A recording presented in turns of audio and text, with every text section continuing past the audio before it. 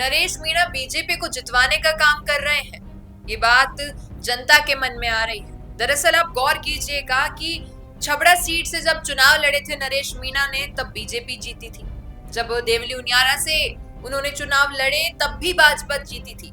और अब अंता से जब वो चुनाव लड़ रहे हैं तो लोगों का कहना है कि फिर से इतिहास दोहराया जा सकता है, क्योंकि जिस प्रकार समीकरण चल रहे हैं राजनीति में, कहा जा रहा है कि प्रभुलाल सैनी को बीजेपी अपना उम्मीदवार खड़ा कर सकती है, तो माली वोट बैंक तो अंता की विधानसभा में बट ही जाएगा। क्योंकि जहां पर प्रमोद जैन भाया को कांग्रेस ने खड़ा किया है अपने उम्मीदवार के रूप में, वहीं अगर बीजेपी प्रभुलाल सैनी को खड़ा कर देती है तो माली समाज के वोट बढ़ ही जाएंगे। वहीं अगर नरेश मीणा निर्दलीय खड़े हो रहे हैं तो जैसा इतिहास में पहले हुआ फिर से दोहराया जा सकता है। इस प्रकार लोग अब ये कह रहे हैं कि भाई नरेश मीणा तो बीजेपी के लिए टीम बी का काम कर रही है।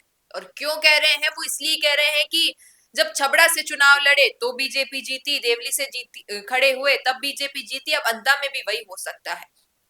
और गौर ये भी करें कि तीसरी सीट है जिससे नरेश मीणा चुनाव लड़ रहे हैं, क्योंकि 2 बार खड़े हो चुके हैं, अब यहाँ पे तीसरी सीट है।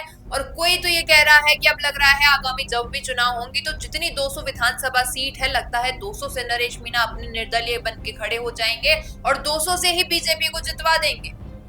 फिर कोई कह रहा है कि जिस हिसाब से भाजपा जितवाई है असली टीम बी तो यही है। और नरेश मीणा, याद रखना, यूनिवर्सिटी में बच्चों की गिरबान पकड़ने के लिए एकमात्र उपलब्धि उनकी यही थी। अब लोग ये इसलिए कह रहे हैं क्योंकि जैसा मैंने आपको बताया, छबड़ा और देवली उनियारा में जब जब चुनाव जीते तो बीजेपी ने जीते हैं। खड़े नरेश मीणा भी हुए थे, लेकिन वो वोट बैंक बटने का काम कर गए और वोट बैंक बटते ही बीजेपी के हाथ जीत लग गई। अगर अंता में भी ऐसा हो जाता है, माली समाज के वोट बैंक बढ़ जाते हैं, मीणा समाज के वोट बैंक में हिस्से हो जाएंगे नरेश मीणा के उम्मीदवार खड़े रहने से, इस प्रकार अगर समीकरण बदलते हैं तो ये वोट बीजेपी की ओर जा सकते हैं। जहां कांग्रेस ये दावे कर रही है कि हमें पूरा विश्वास है कि अंता के उपचुनाव में जीत तो कांग्रेस की होगी, लेकिन जो समीकरण बता रहे हैं और जो जनता के मन के ये बातें बताई जा रही हैं कि टीम बी का काम कर रहे हैं नरेश मीणा, उम्मीदवार तो रहते हैं निर्दलीय। हालांकि पहले से समीकरण बदल चुके हैं, क्योंकि सम्राट का थप्पड़ कांड हो गया जहां जनता के लिए नरेश मीणा ने लड़ाई लड़ी।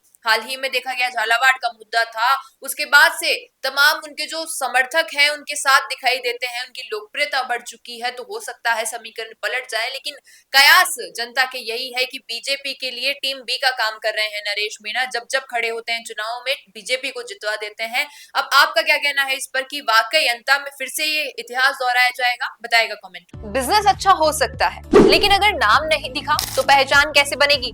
अब टेंशन छोड़िए, द फैक्ट इंडिया आपके बिजनेस को देगा वो पहचान जो पूरे राजस्थान में हर किसी तक पहुंचे। न्यूज चैनल पर विज्ञापन, पॉडकास्ट और प्रमोशन के जरिए आप सीधे 5 लाख सब्सक्राइबर और 10 करोड़ से ज्यादा व्यूज तक अपनी पहुंच बना सकते हैं। तो देर किस बात की, आज ही द फैक्ट इंडिया से जुड़िए और अपने बिजनेस को बनाइए हर घर का नाम।